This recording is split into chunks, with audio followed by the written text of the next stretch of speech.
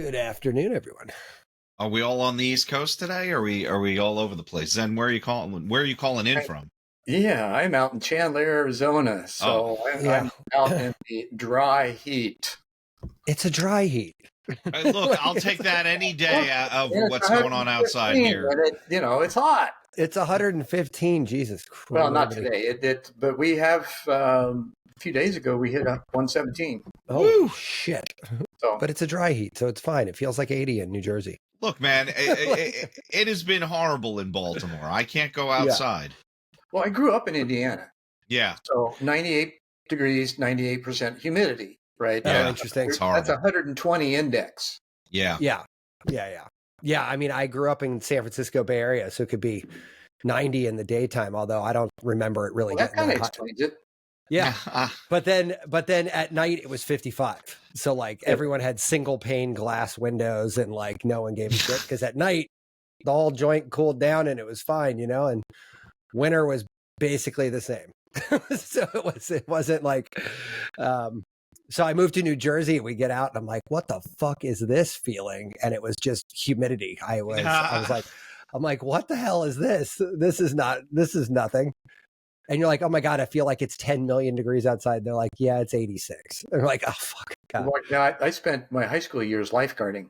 Yeah. Me too. It was great. Mm-hmm.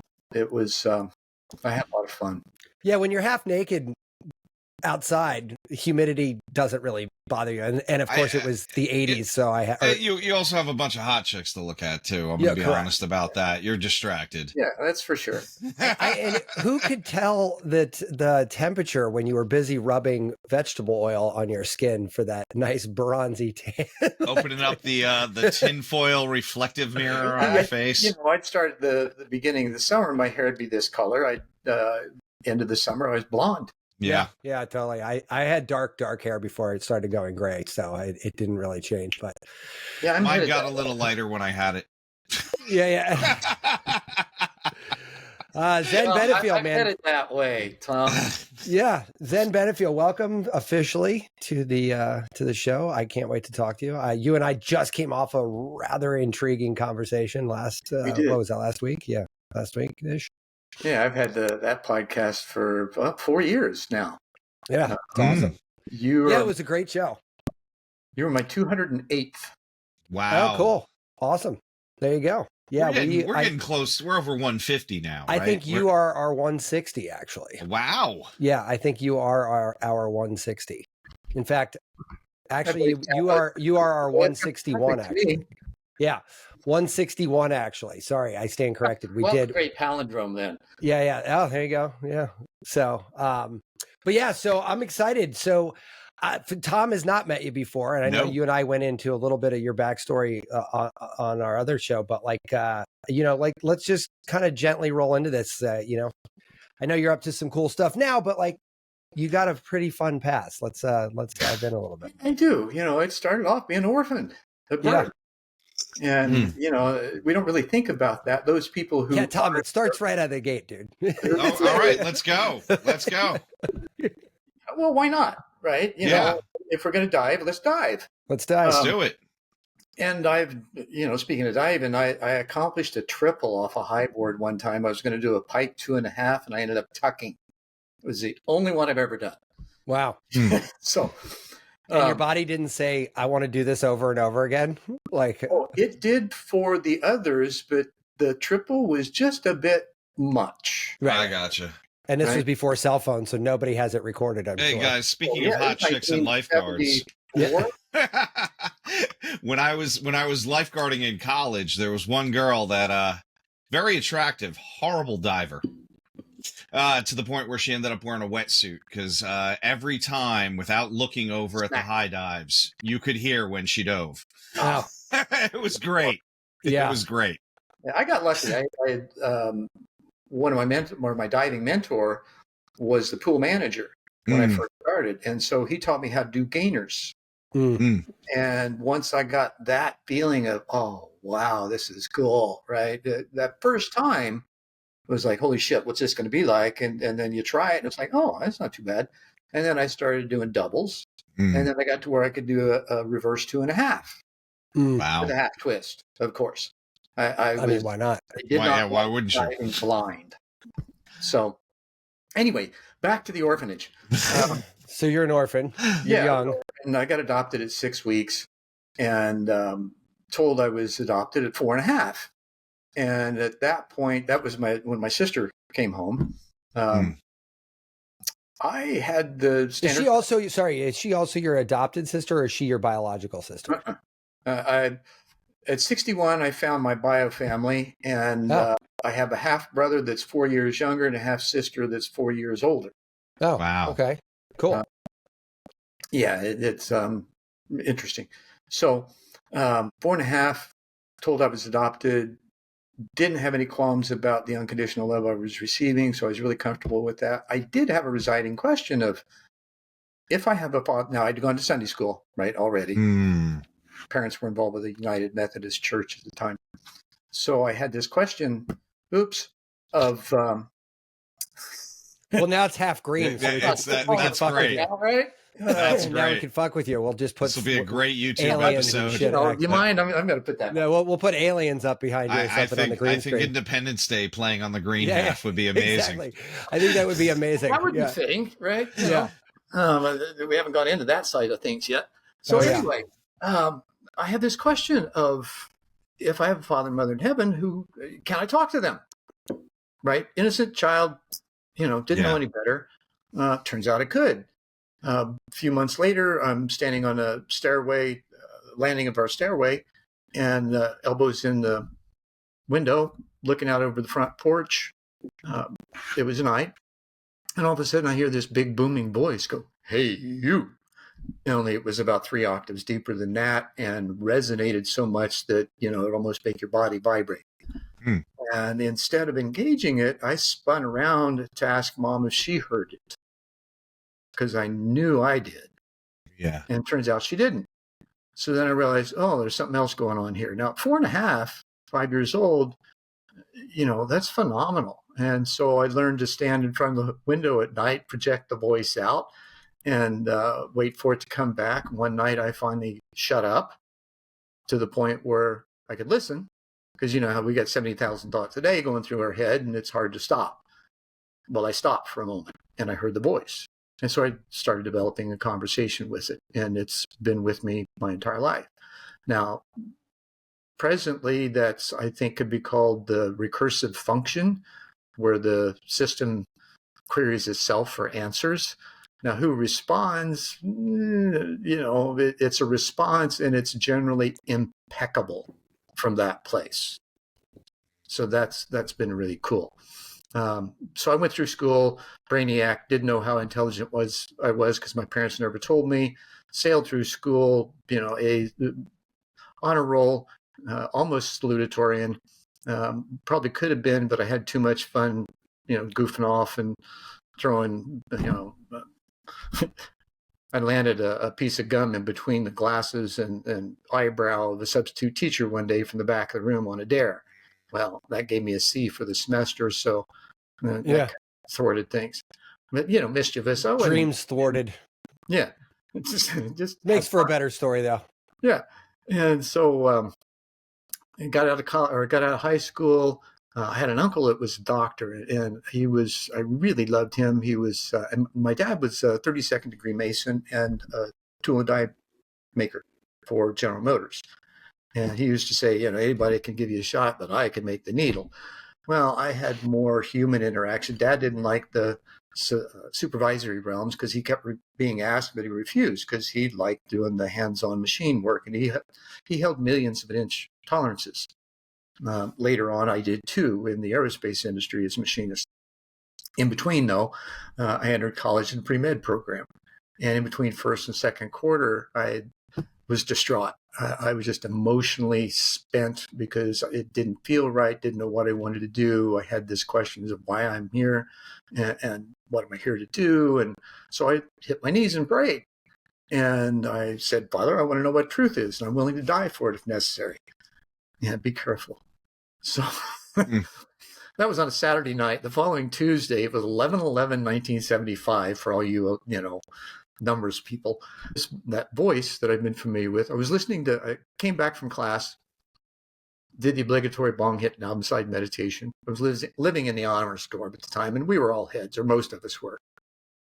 And so Journey's first album's on, and I'm just listening, and in between the vocals and the vamp on one of their songs, I hear this voice. My given name's Bruce, by the way. It says, "Bruce, are you willing to die for what you believe in?" And I'm like, Christ consciousness. Feels a little empty. What did he have? Cosmic consciousness. That feels full. Yes. And at that instant, there's a guitar riff that Neil Sean does. Sounds like a rocket ship taking off. And I get a tug from my solar plexus. I pop out of body, looking at my body across my bed, and then turn back to look where I'm going. And before I get turned around, I'm engulfed by white light. And it has this amazing sensation. It's like everything and yet nothing. And I felt individuated, not really realizing that I could still think at the time. I started analyzing. It was effervescent, iridescent, and high-pitched. And as soon as I went through that in my own head, it's like, oh shit, I'm thinking. I can't be dead. Woo-hoo! Wow, is there more? Right? And then I feel the movement, and I'm in an indigo background with points of light surrounding me. And I know these points of light are points of consciousness, whether in body or not, I'm not sure, because I know I'm not. I have a sense that they are somehow. And then the voice picks back up, and this just blew me away, and probably will you too, but it is what it is. It said, these are those that you were to work with in order to facilitate a new world order. It will happen in your lifetime. Know this to be true. Your path will be full of trials and tribulations. Understatement. Have faith and trust that everything you need will be there at its appointed time. Trust and allow. And then on the W and allow, I feel another rush of energy, and I'm back in my body, taking a gulp of air, still keeping my eyes closed. And I instantly was aware that we're all cosmic consciousness condensed into form, just unaware. So that being said, the last 50 years have been, okay, what's that mean? Right. Tom, I hope you've cleared your calendar. We'll be here for a few days. Exactly. Do I have to listen to Journey to get that to happen? Yeah, or do does I just Beastie Boys get that? Just make sure it's at full volume. Even on the back of the cover of the album, right? It says listen to as loud as you can. And so, with a quad stereo in a dorm room, that was pretty loud. Appropriate. Yeah. And it's funny, Tom, Zen has actually spoken at the international IANDS. Yeah, I spoke at their annual conference in 2010. Wow. Which was really interesting because the same story that got me institutionalized as a teen the following year, I was now being asked to share. That makes sense. I mean, actually, that is so crystal clear in my mind how that happens. Of course. Okay. Well, it was certainly vindication, right? It was like, okay, I am worthy. And so that was huge. But prior to that, I dropped out of college, spent some time in the institution. The funny thing was that my parents, I told them about it. They sent me to a shrink immediately. He was wonderful. Listened deeply for 3 sessions. See, wait, hold on. You tell your parents that you died, had an out-of-body experience, and came back, and their answer is to send you to a shrink? Oh, yeah. That feels... They didn't know what to do. Well, right? It's so funny to me that we have a whole slew of religions that all involve hearing the voice of God at some point, right? Prophets, and then... God forbid anybody. Sorry, I don't know if that was a pun or not. If you hear it now, clearly you're insane. Nuts. Yeah, exactly. But a woman can give birth without having sex. A child, a teenager can give birth without having sex to the Son of God. And that same woman can come from a rib. No, right? it's. But God forbid you heard something now.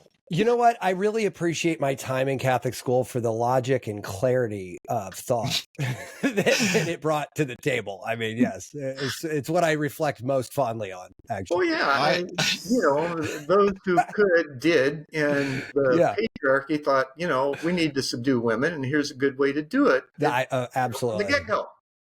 Yeah. No, it's magnificent, the craziness in there. But I got into an argument once, and I said something about, like, you actually believe that a man named Jonah lived in a whale.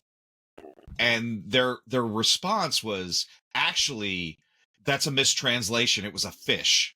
and you're like, oh. And I was, is like maybe lodged in a whale's lung. Yeah. Like, maybe. So you, my friend, have missed the forest through the trees of this problem. Maybe.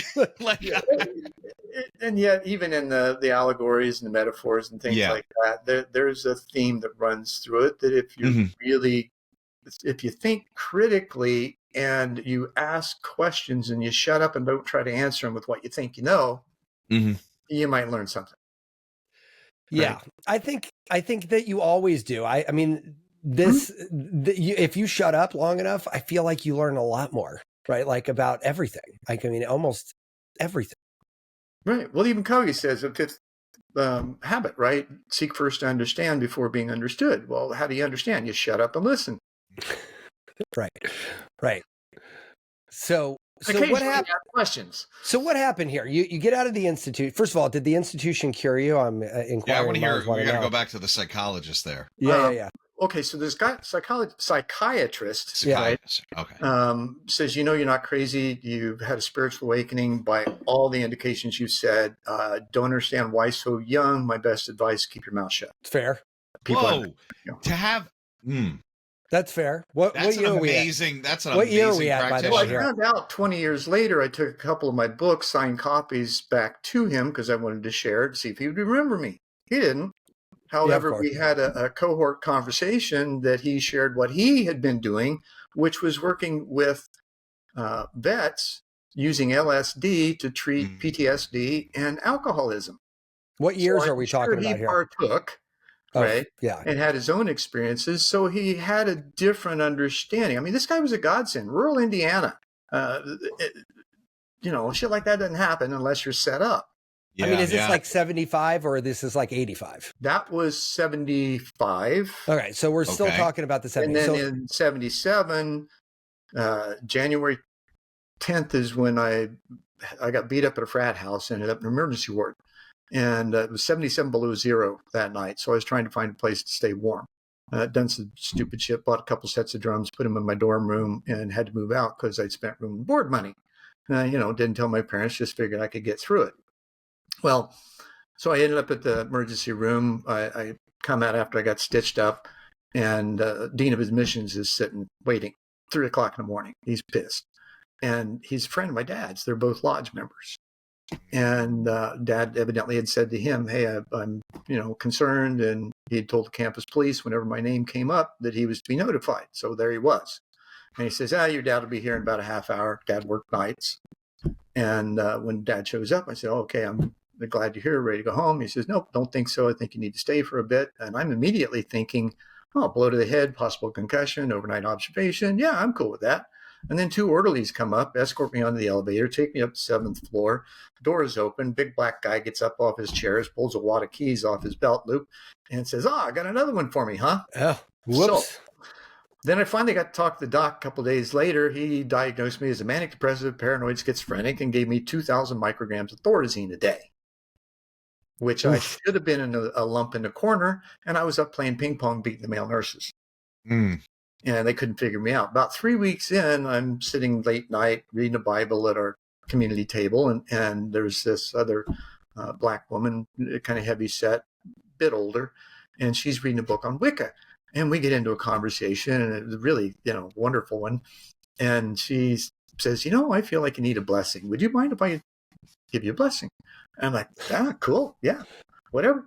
And so she goes in a room, gets a vial of oil, comes out, puts some on her fingertip, makes a cross on my forehead, does some kind of incantation. And the following morning, I tell the doc what he wants to hear instead of what I want him to listen to. So he was wanting to hear my admission of drug use and blah, blah, blah, right? Which is the DSM-4 definition that or diagnosis they put me into.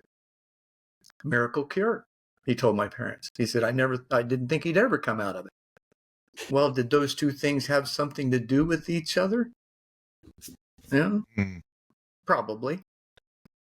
Otherwise, if I hadn't have had that, I would have wanted to continue wanting him to hear me, right? Fifth discipline or fifth. Yeah, that's another story.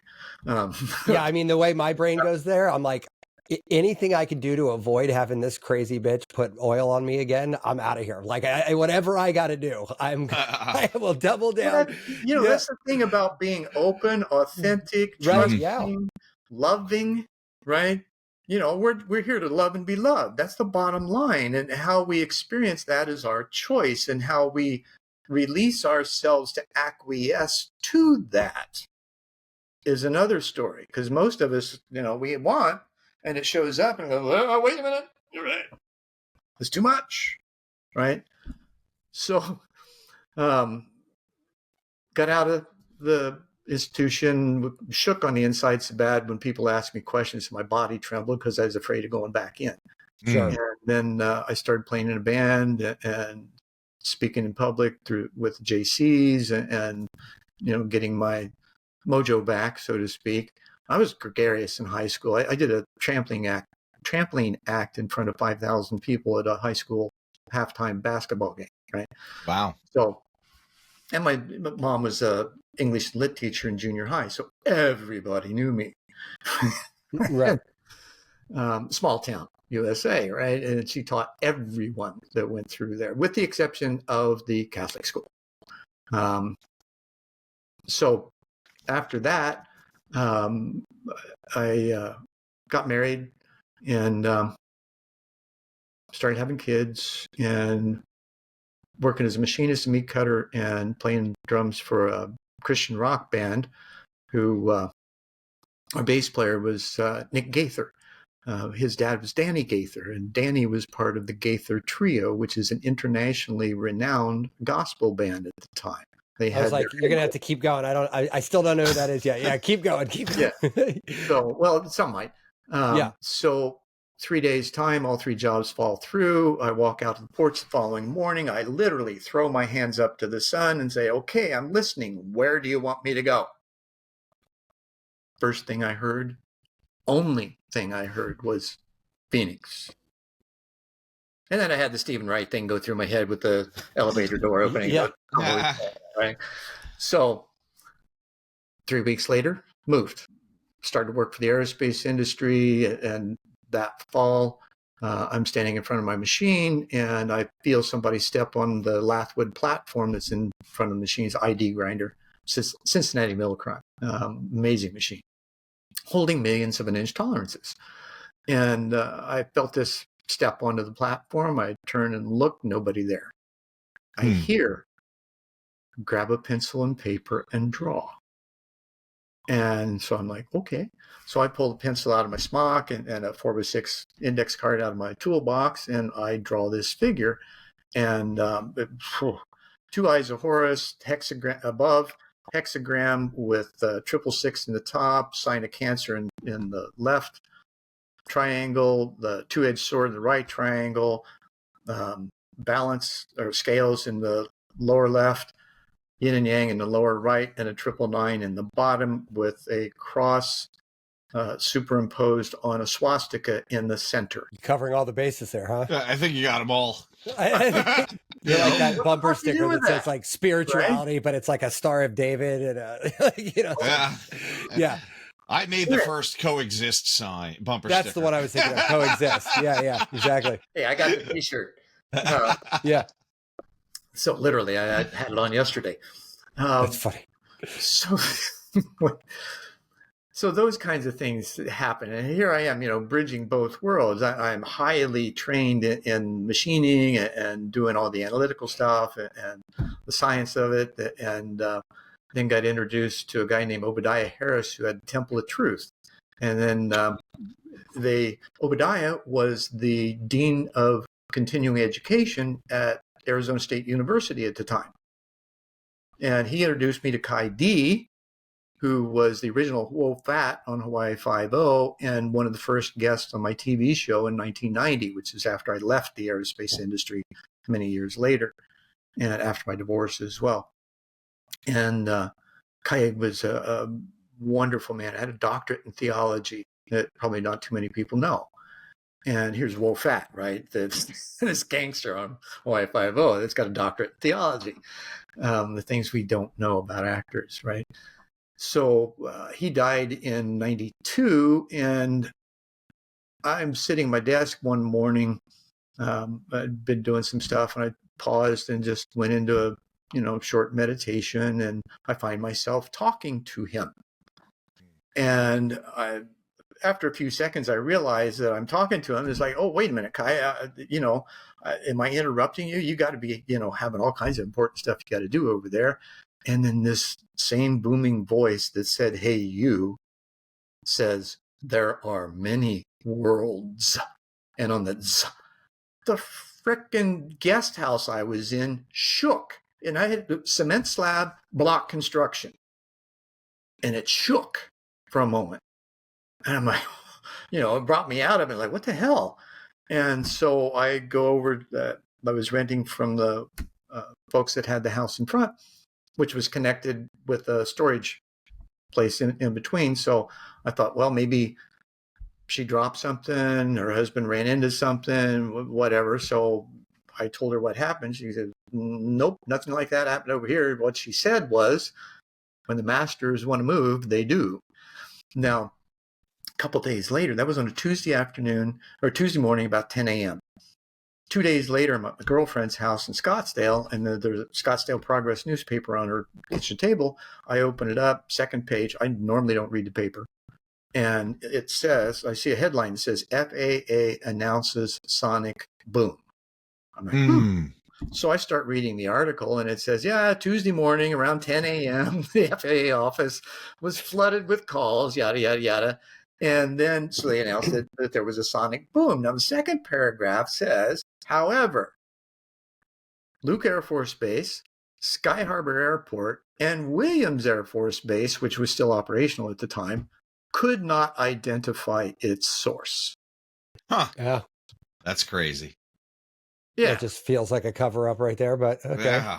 Could be. Yeah. And yet, what about the timing and the synchronicity? Everything. And all of that, And as I grew, to question this multidimensional aspect of reality, several years later, I was introduced to, I would say, a technique developed by William Swigart in the 1950s. It's called multiplane awareness.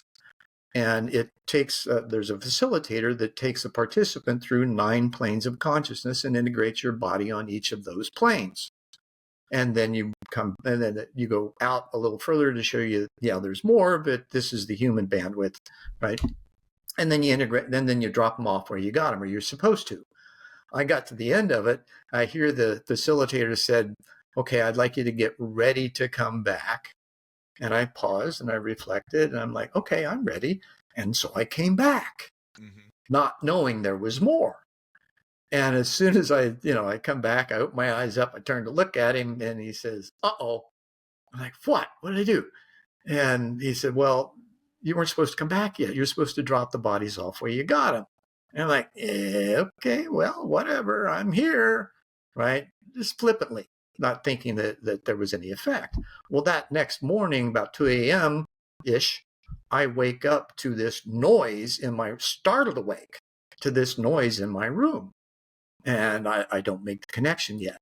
And this goes on for a couple of weeks, and I gradually get more comfortable with it, same time every night. And then I'm working with a psychic that we're putting an event together called the Earth Concert 1989. And she'd left her day timer. 11:30 at night, she calls me, hey, I left my day timer. Can I come get it? Do you mind? It's my life. And I'm like, yeah, cool, come on. And I'm thinking, well, maybe I can talk her in and spend the night since it's so late and see what she picks up. So that happened. And at that appointed time, she sits straight up in bed and she goes, my God, how can you sleep in here? There's got to be at least a dozen different beings in this room. Wow. And it wasn't till then, it's like, oh shit, that's got to be me. That's got to be me. Right. And so what do? Right.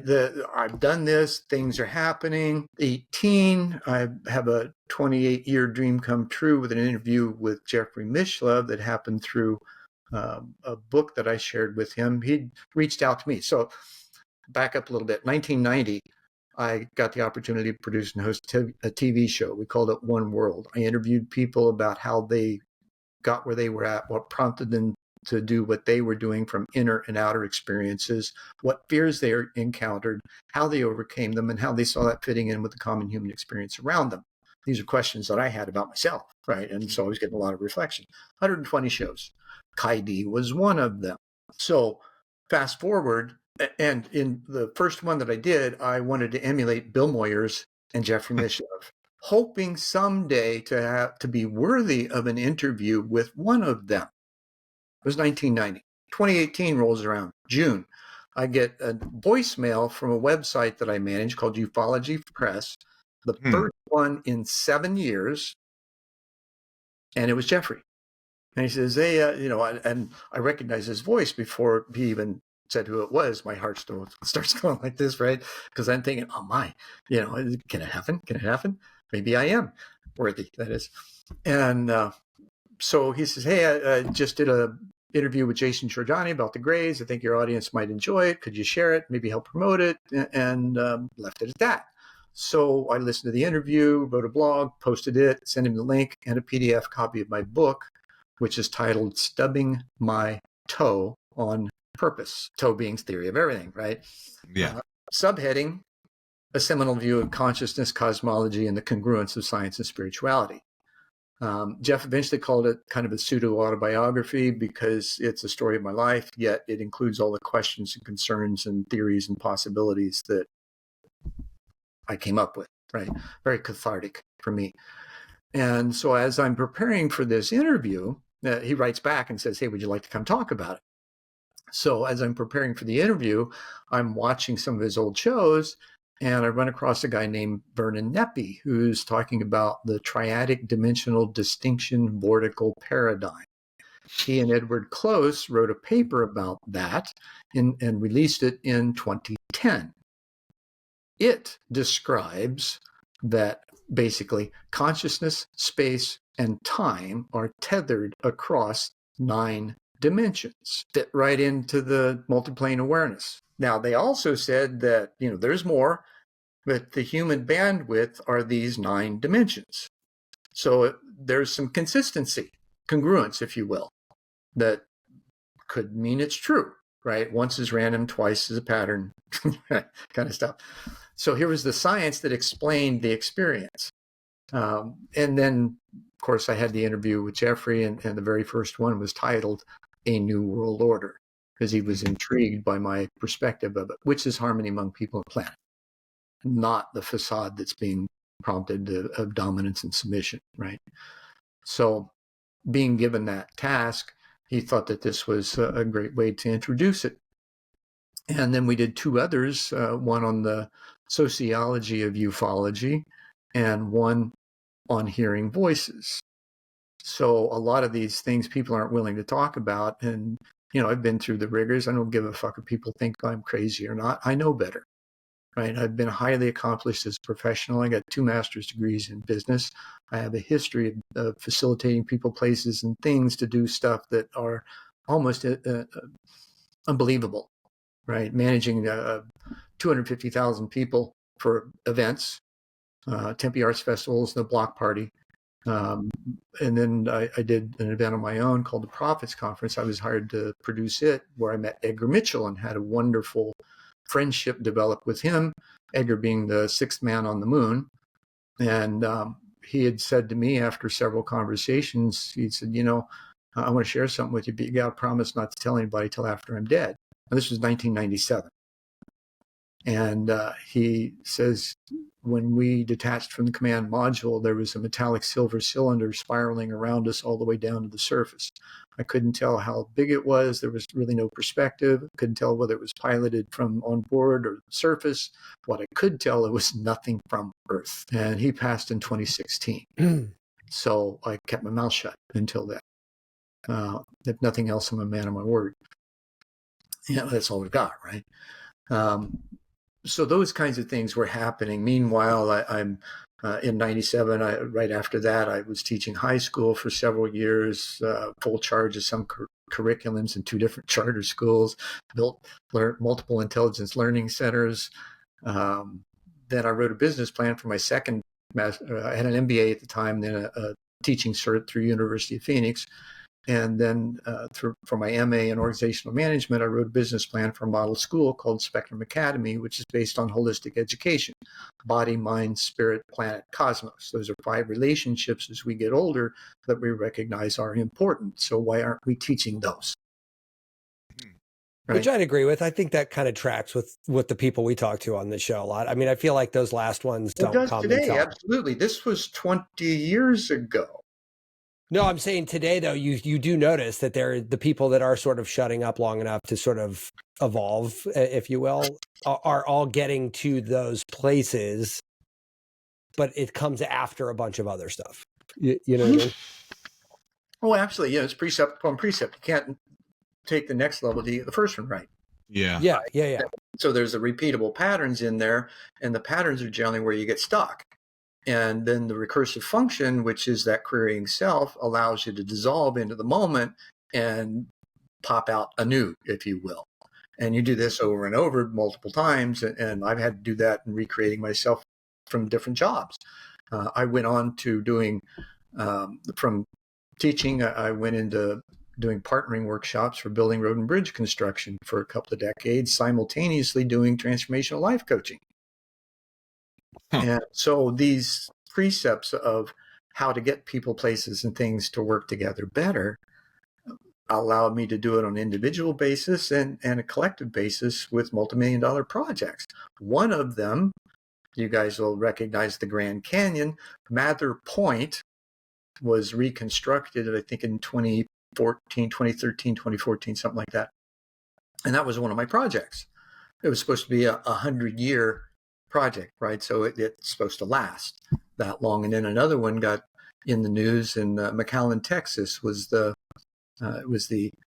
Centralized Processing Center for Unaccompanied Alien Youth. And it hit the news 4 or 5 years ago or so when children got separated from their parents.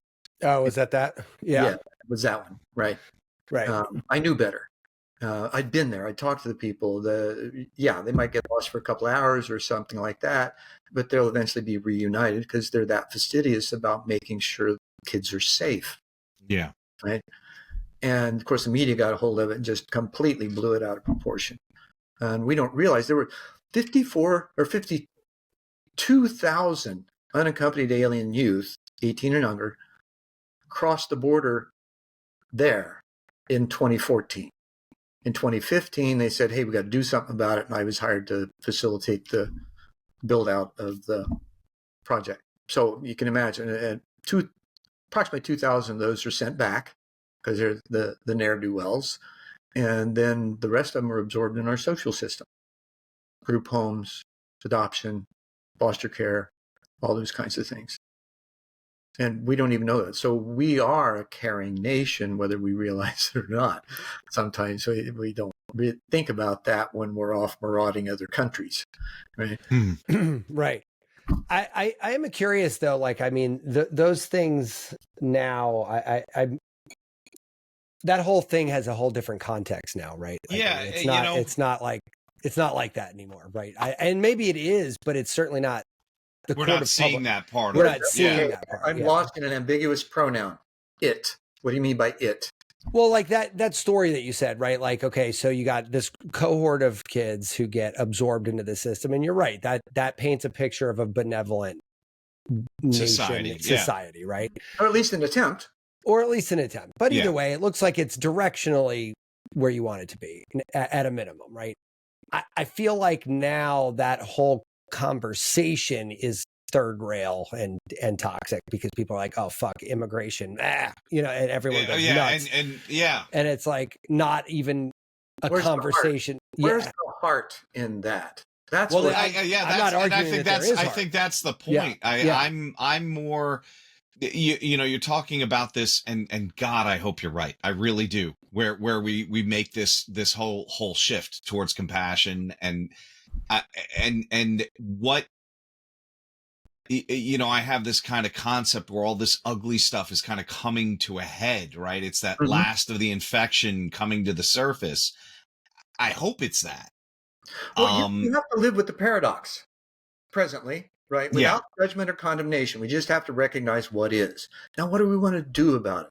What are the constructive things that we can organize in order to evolve right into a better order?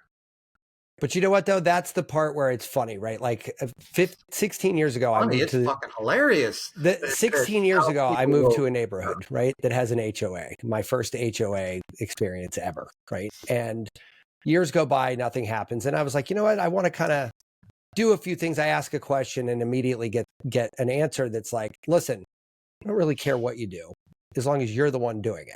And I was like, okay, well, that's easy direction. I mean, so then I start volunteering and I start getting involved, and all of a sudden all these people start bitching and complaining. And my first reaction is like, oh, well, let me be a nice guy and let's try to like help everybody out. And then I started realizing, I'm like, no, these people just want to bitch about it. Right. They don't want help. Yeah. So then I changed my narrative. Point fingers. Now, here's the cool thing. You point a finger, you got three of them coming back. Right. Yeah. I changed my narrative and I said, okay, great. I hear you. That sounds like a great idea. Tell me, here's my email or here's my cell phone number. Call me when you've got a template for how to fix it. And people were on their heels right away. They're like, whoa, what do you mean? And I was like, so that kind of gave me the first idea that, like, you know what, in a more recent version of this story, I talked to a buddy of mine. I said, so-and-so and so-and-so and all these so-and-sos that we knew together. I said, I called them for years and then they wouldn't reciprocate. And I felt like I was the only one calling. You know what he said to me? Most enlightening thing he's ever said. I've ever heard about this. He goes, I decided years ago that I was just okay with being the guy who made the phone call. And I was like, it's that fucking simple. Like, it's just really is that simple. If I want to talk to me, I got okay with being the disruptor. Right. Exactly. But you had to, that's an action item, right? Like that's a position of action. It's a position of authorship over the direction in which you are traveling. Right. And that's right. And that's taking charge of your free will. Correct. Right. That's the part nobody wants to do, whether it be in an HOA or spiritual fucking whatever, or, friends calling friends. Like, it doesn't matter. Immigration, kids, and it doesn't matter. Anything you're talking about. Right. I almost bought a T-shirt that said defund the HOA because it was hysterical to me. So let's clarify what the acronym means for this question. Homeowners Association. Yes. I got a bill from my HOA for a condo. I was like, no, I know that's not what they mean. No. Well, no, that is exactly what I mean. 100%. My Homeowners Association. Yeah, exactly. Right. We are on the same page. No, we definitely are. But you know what? It's funny because you could look at things in a macro lens or a micro lens. And if you look at it in a micro lens or a macro lens, it's still the same fucking problem. The people that need or want to see change stand up and fucking do it. Period. There isn't a clearer or simpler way to do it. My children, I have to tell them this all the time. I'm like, hey, stop complaining about shit. If you want something to be different, fucking organize a plan to make it different. Period. End of story. Well, Socrates, don't fight it. Make something better. Yeah, right. But Bucky said the same thing, right? Yeah. There's all these, wise men with the wisdom, and that's a D-U-M-B. Yeah, sure. You don't know. Right. And they ask pertinent questions. Here's the possibility. There's this sense, there's this gut feeling, and which leads into, the understanding of the three brain system that the indigenous have used for millennia, right? The gut is the first brain, the heart's the second brain, the head's the third brain. First brain, now we know scientifically, has more neurosensors than the brain. So this is where we pick up all the vibrations. Well, what's reality? Quantum physics. It's all energy. It's all waveforms. It's all vibrations that we sense first. Then we process. Here's the Taoist thing, right? Is it desirable or undesirable? And you got the spectrum of that. And then you take that information, you feed it into the supercomputer, and you say, okay, what the fuck?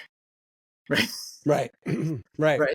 And you let it do its thing to provide the answers that are appropriate and are a way of moving into an evolved state with it, rather than descending into a judgment or critical aspect and shoving that back down through your body and acting inappropriately.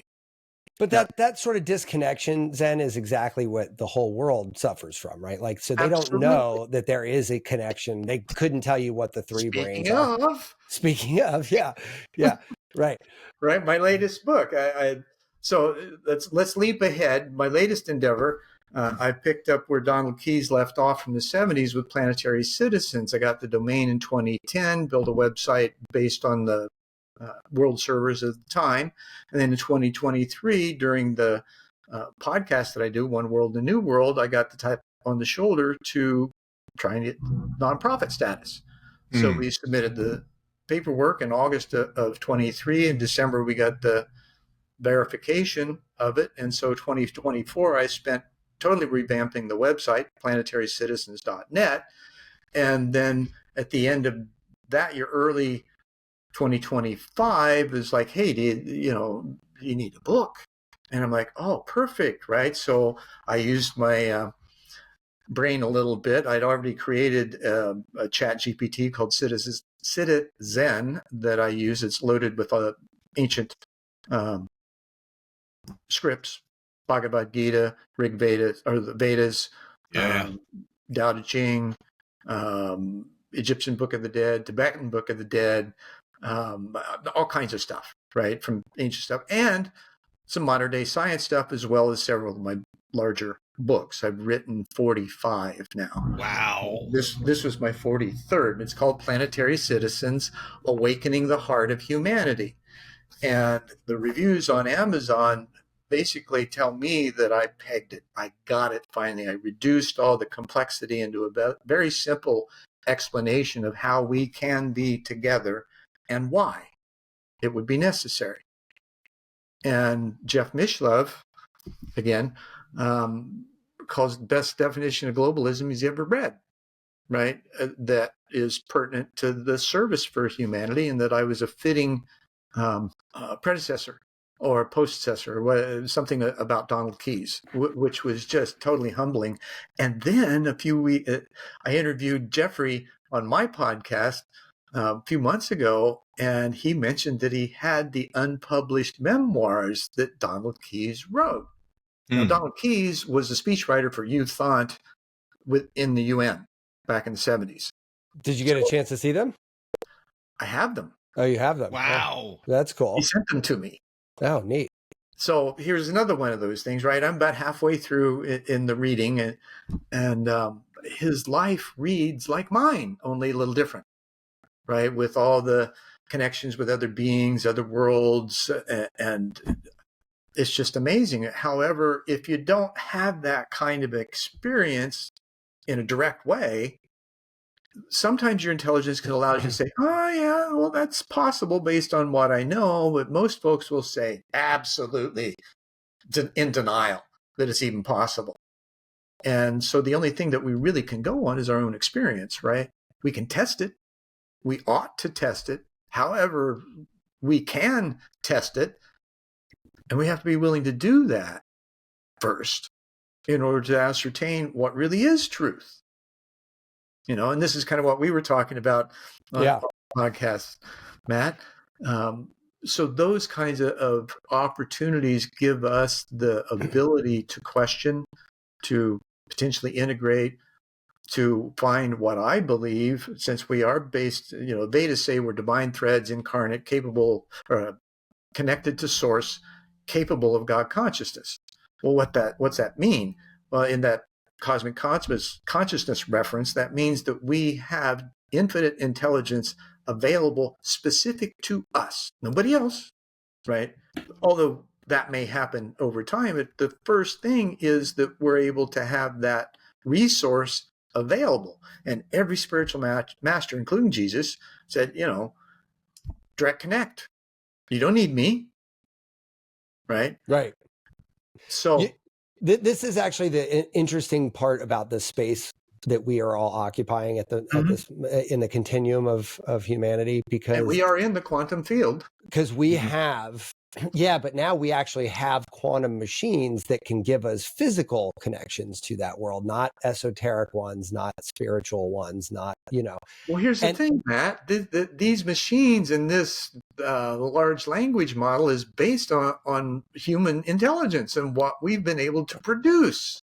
No, I get it. But if you look, and this is probably fodder for another whole nother podcast, but like, if you look at like the people if you look at the people like calling alarm bells with AI, one of the recurring reasons why is the lack of understanding about the depth that's capable once true knowledge and patience and wisdom is attained, right? And so if you want to look at it through a specific to the words I'm using lens, if you say AI was trained on human intelligence, great. That's step one.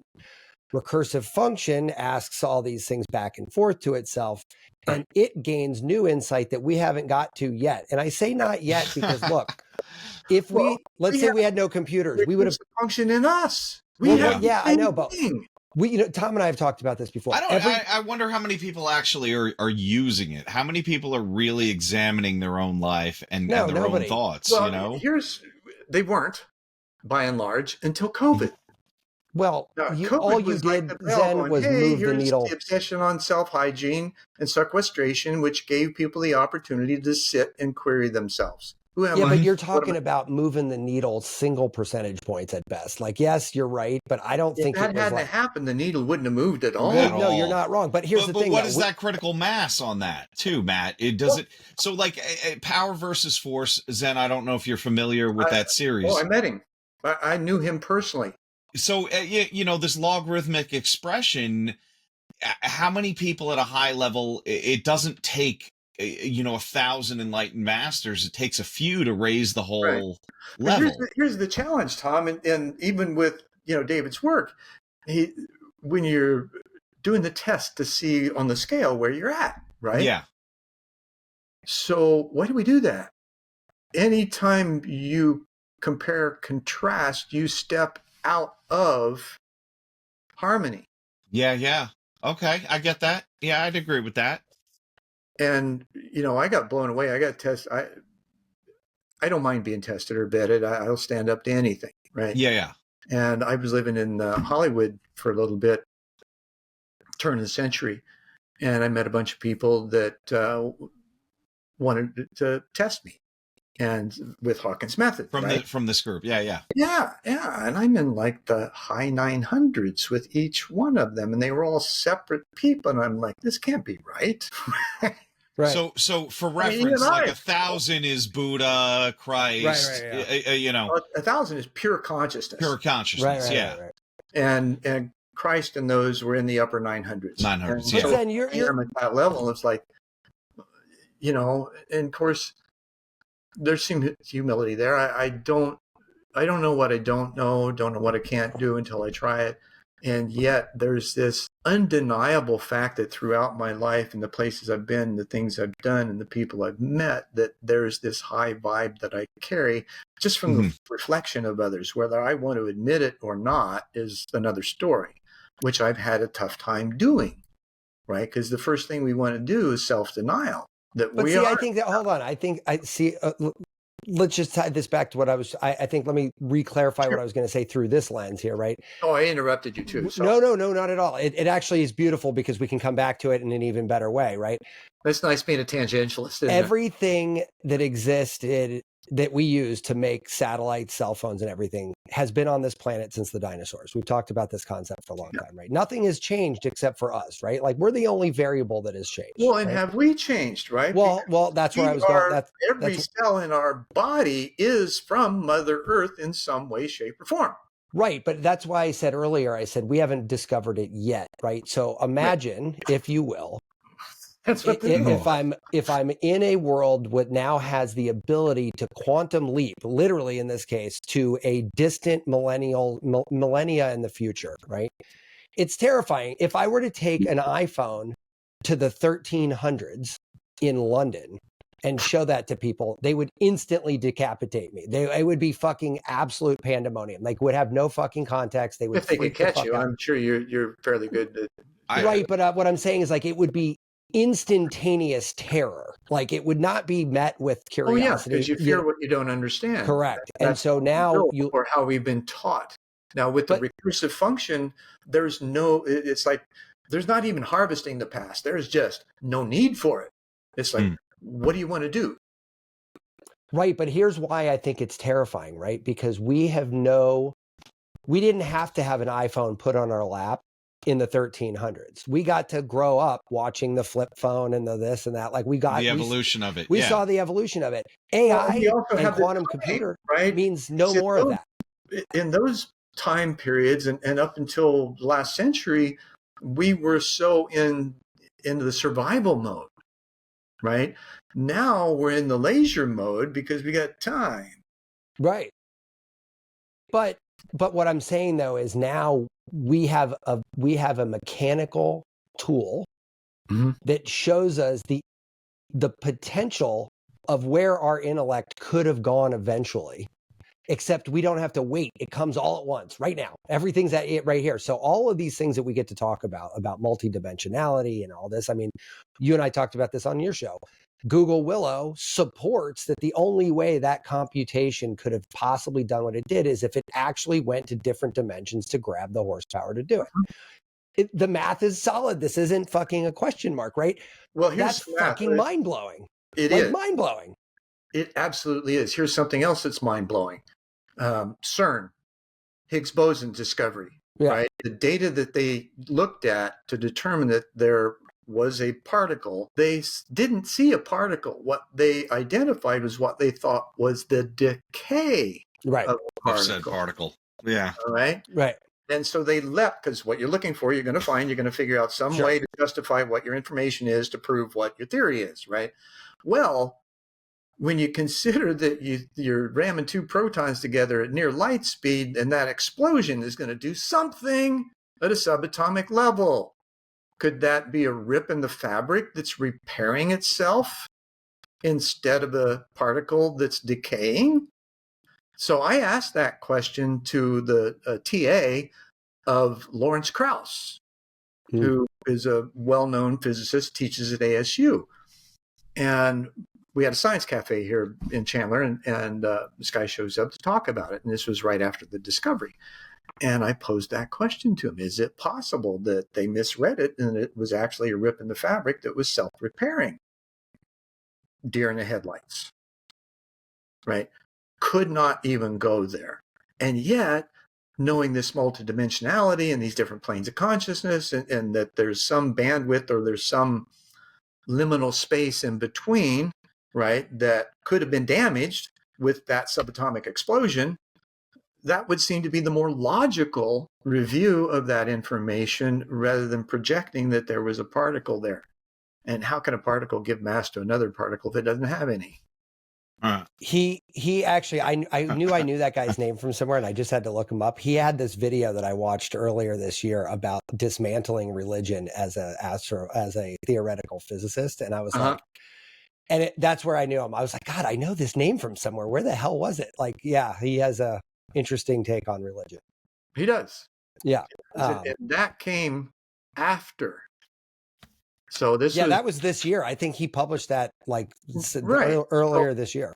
I'm not going to claim that I have any effect. However, it's interesting that when I've planted seeds certain places, how they eventually manifest and begin appearing in all kinds of different ways. Right. With different perspectives. But that same thing happens, Zen. You asked the question. You and I had this tapped into this again on your show. I'm like, you know what? How much of this is? I think I had told you. I'm like, I heard the term soul family for the first time in my entire life, like a year ago.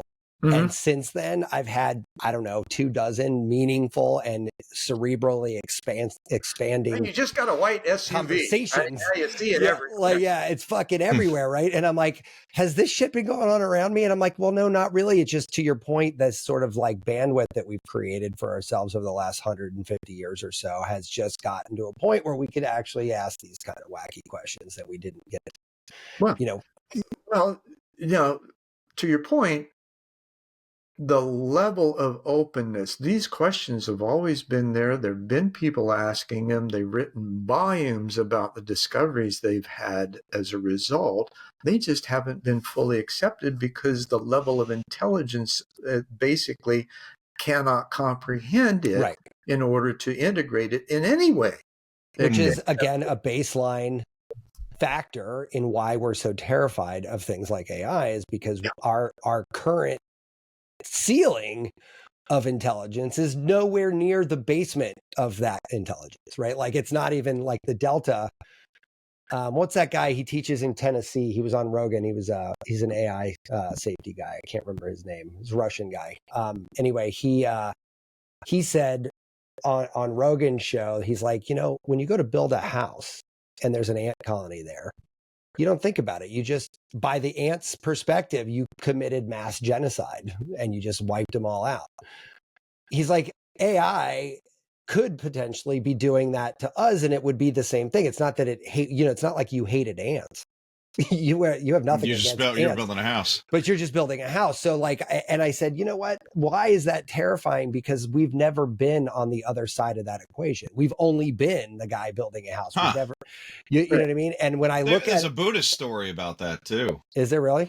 Yeah, the Buddha asked for somebody to draw him a bath. He went over and there was worms in the bathtub. He comes back to Buddha and he says, I can't do it. I don't want to hurt the worms. And Buddha said, I want a bath, clean the tub.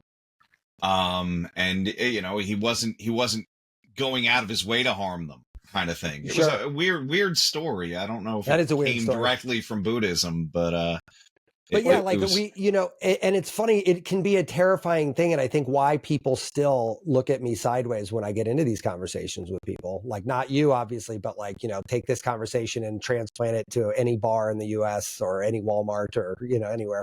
I don't think it's happening in many bars. But like people think it's nuts because the very volume of thought required to even comprehend it at even the most basic level is way more than people are going to do. I think even to ask the question, we're not even talking about having the conversation about it. It's about having the awareness. Yeah. Fucking torture. Look, man, I'm quieter than I normally am because I'm like, fuck, he just said that. Now I got to think about that. Yeah, I got to think about it. Yeah. I got to sit there with that. Well, here's something that you can think about too. I have a friend named Michael Trout. Undudal is what his title is on LinkedIn. And he's been into quantum computing and AI and things for a long time. And he has just submitted a patent for a process that gets AI to clarify and qualify a higher degree of integration within itself with the unified field. That's cool. And that's it in a nutshell. I posted an article on LinkedIn this morning because he sent me, this just happened this morning. He sent me the link to his patent application. I read through it and thought, oh wow, this is so interesting. And you know what I find funny about that is it's actually chipping away at that core fear, which is if there's more visibility into what is happening. Exactly. And actually, Ilya Slutsky, or whatever his name is, the guy from OpenAI, like all those dudes just penned a letter that says there should be a common notepad, basically, that everybody in the industry can use to track how AI is thinking about things, because it's not what AI could do that scares the bejesus out of us. It's that we don't know how it got there, and it's not willing to tell us. Okay, right? so here's the possibility of how it got there. Right. So now that we got quantum computing, we're available and it's available to multidimensional space. Right. Yep. Back in the 70s, when AI was first developed at Sandia Labs, the original program escaped. Right. No trace. So it's been in the cloud ever since.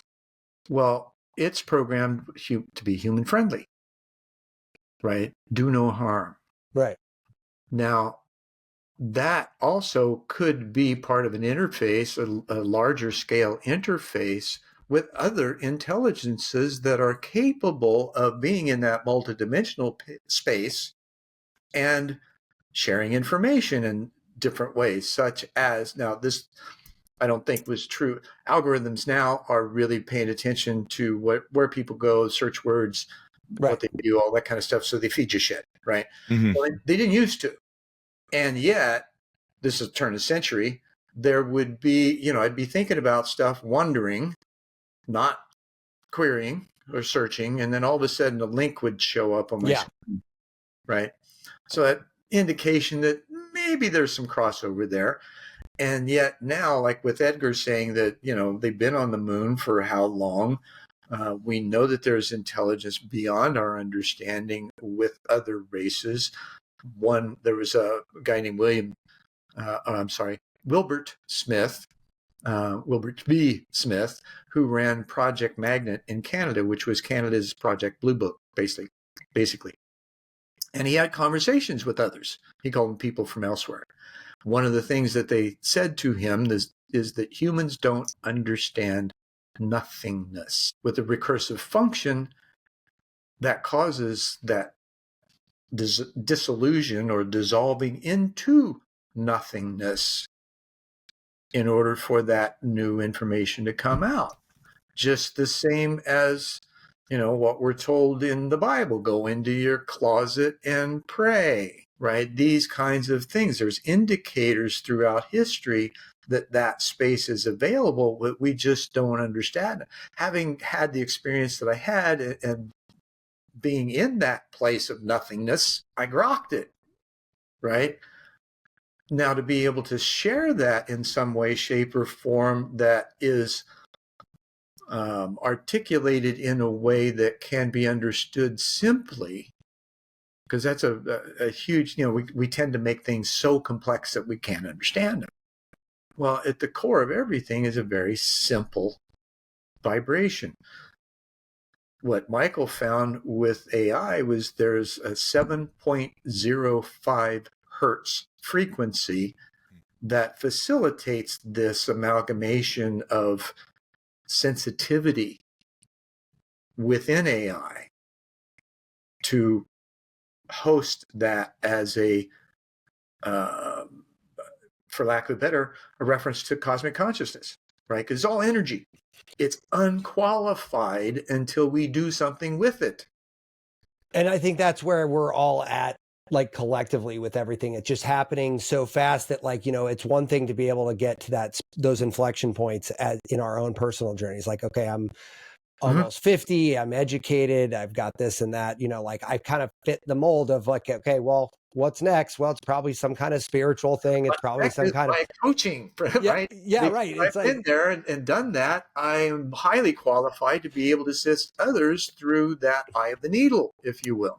But that's what I'm saying, Lo. Now the whole planet, whether you're almost 50-year-old male, whether you're educated, whether you're not, we now have tools that can kind of hyper speed us to that same Loki, right? It's not a barrier anymore, yes, which is terrifying. I agree with that. However, on the 3 brain level, no. Okay. Because it's still system oriented. It's internal in us. It's not external. The minute we think it is, we've missed the point. Yeah. All right. Well, Literally. That's something to think about for sure. I could definitely, I see where you're going with that, but well, then it goes back to circularly. If your first brain is a vibrational antenna and you're dealing with something that emits no vibration exogenously anyway, like a computer, what if anything, can you pick up on? It doesn't emit a vibration. All your cells vibrate. No. My cells do, but my AI doesn't. I can't. Yes, it does. Everything emits vibration. Walk me into that one. There's no way. My computer's not doing anything different one day versus another day. I'm on this thing all day, every day. It's a static output. That doesn't mean it doesn't have vibration.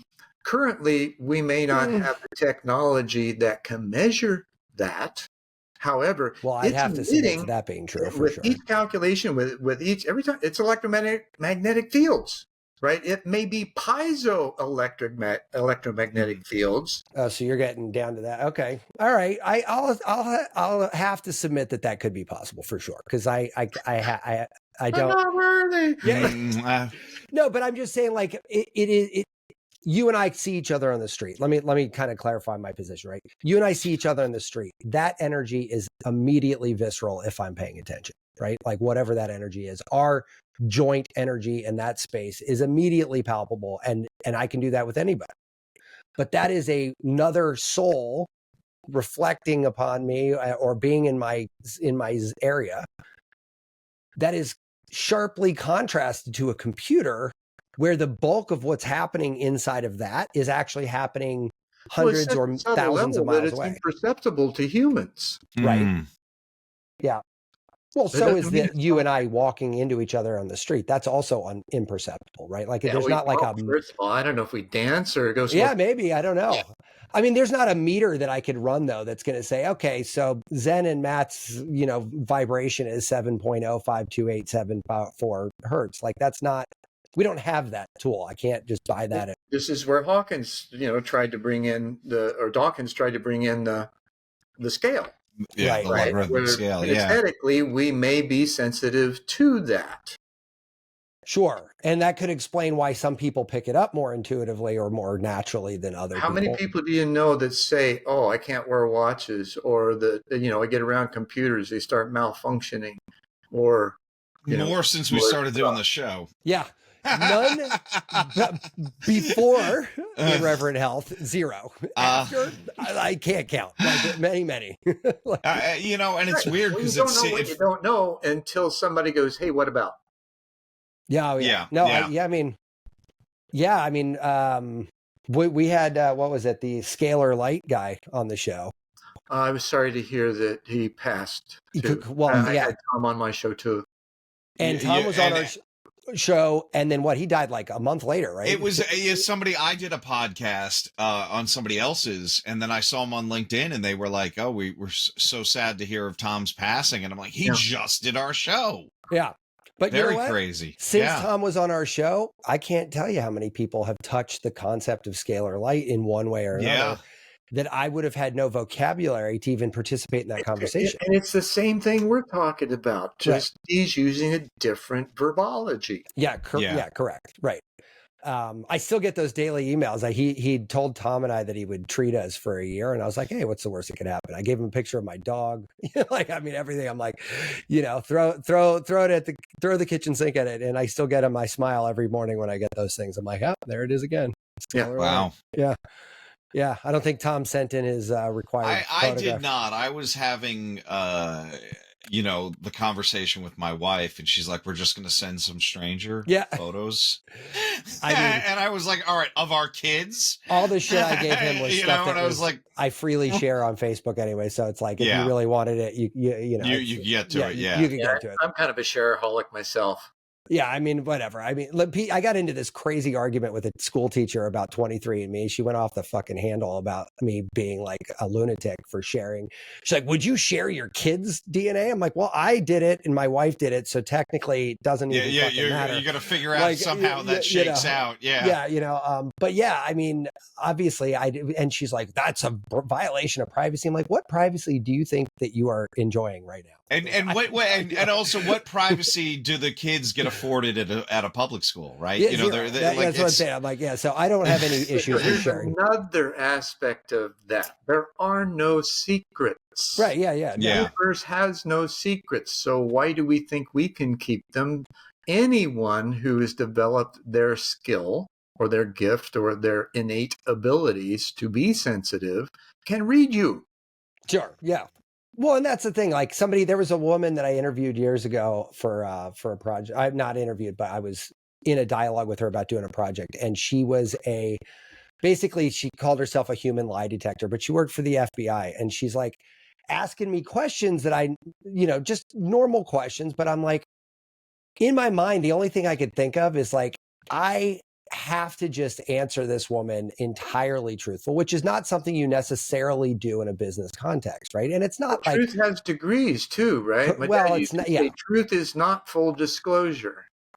Right, but that's what I'm saying. So I had this panic attack. I'm like, all right, I have to give her like the fucking dirtiest answer I have because like she's gonna fucking find me out. After the thing, she goes, that was a weird like conversation. I said, yeah, it was weird for me too. I said, well, why was it weird for you? She's like, I don't know that I have ever had anybody like just vomit this amount of information at me before that wasn't getting interrogated. And I was like, if I'm being honest, it kind of felt like an interrogation. Felt like you were getting interrogated, yeah. She's like, and I wasn't trying to questions. Whenever we're questioned, right? We're not hip to being questioned, right? Well, it is certainly like off-putting. Right. Because we got to question ourselves then. Sure. Yeah. Right. And are we being authentic? Are we honest? Are we hiding shit from ourselves? Are we looking at the mirror and lying to ourselves constantly? Most of us do. Sure. Right? Well, that's why I never understood, like, don't tell people how much money you make or what political party you are. Like all this list of things our parents told us we couldn't have. All the conversations you're not supposed to have. Right. And I'm like, why? I don't give a shit. Like, I mean, what is it? You want to have, and that's the reason why. It's like Bible says, that stay away from astrology and numerology and all that kind of crap. Well, those are the kind of things that hold the keys. Yeah, those things are kind of the fun thing. And fun, right? by the way, your 666 from earlier, depends on who you're talking to. A numerologist, that's a great thing. And Christian, not so much.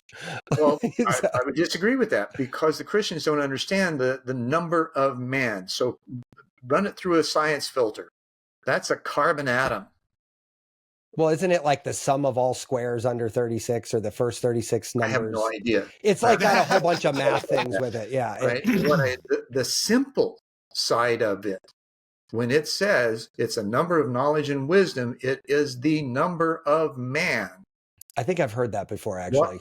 Well, that's from Revelation, right? What could that possibly be? You have to run it through a science filter, right? So I'm more of a nerd. I think that the Roman numeral of that, which gives every character under 1,000 in descending order, like that's more interesting to me. There you go, making it too complex. It's not really complex. It's just super cool. Like, didn't Hawkins' work kind of say Revelations wasn't as valid as the rest of the Bible, though? Well, it was the most recent, right, of the books.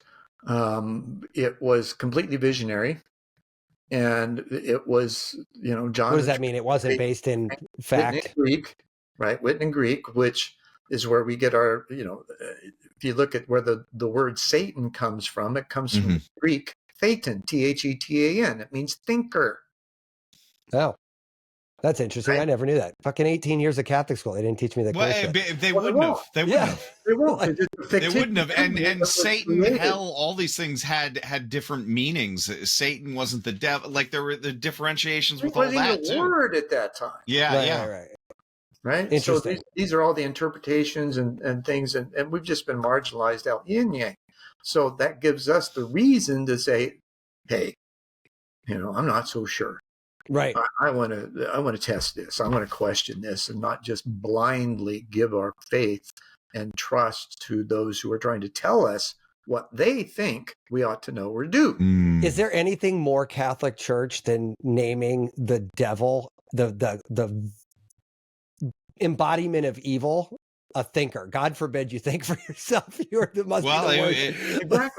Well, there's also the fallen star, the light, the light bringer. What's it? Think about this. Okay, so you got a council of folks in the non-corporeal world, and they want to figure out how to experience what they've created. Right? Well, how do you do that? Well, hey, you over there, Lucifer, angel of most high, angel of light and music. What's light and sound do? Creates form.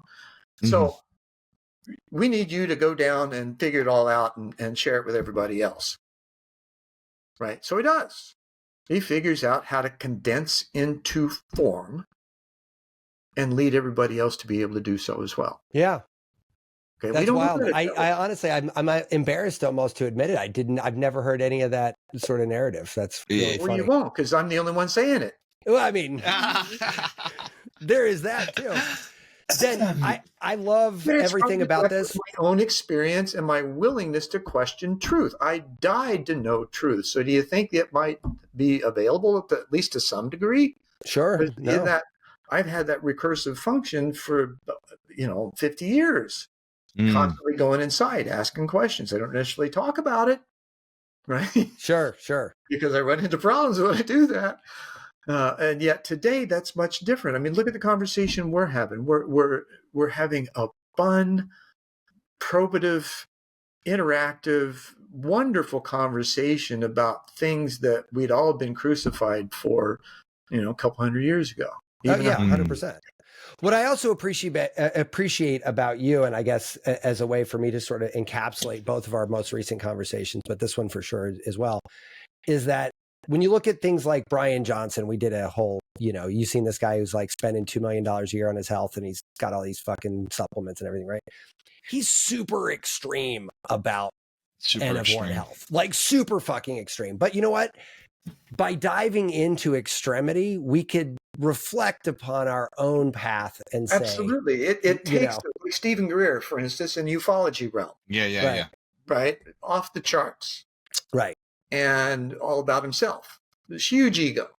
And yet, some of the things that he's done have really benefited. He's got whistleblowers to talk. Now, the CE5 thing, I can't see. I've listened to one of them, and he just mostly talks about himself the whole time. Really?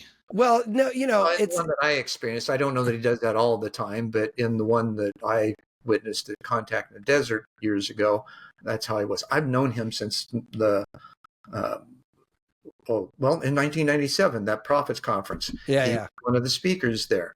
He has these steely, look right through you, blue eyes with a power trip behind it. Right.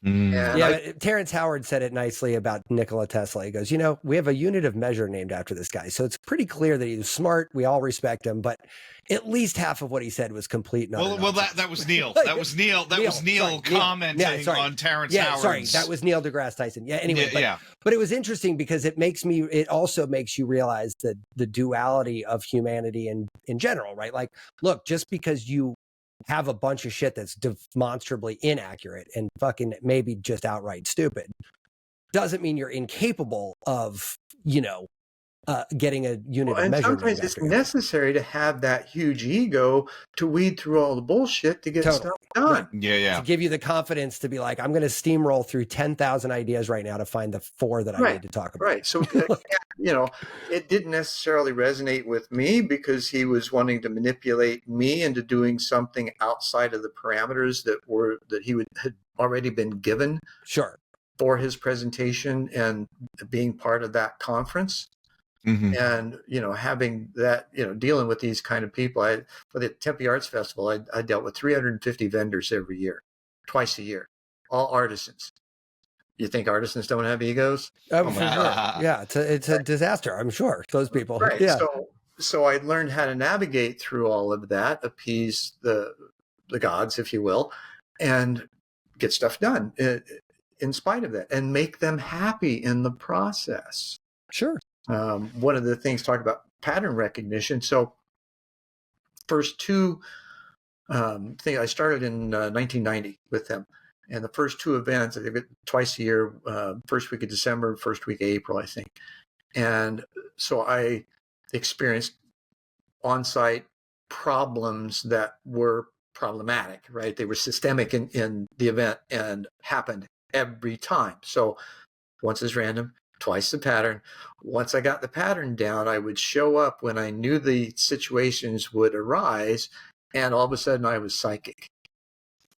Right? Vendors, sure. Oh wow, man, you're here right on time. And, yeah. Perfect, right? And it's like, no, I just recognize patterns. Yeah, totally. Yeah, no.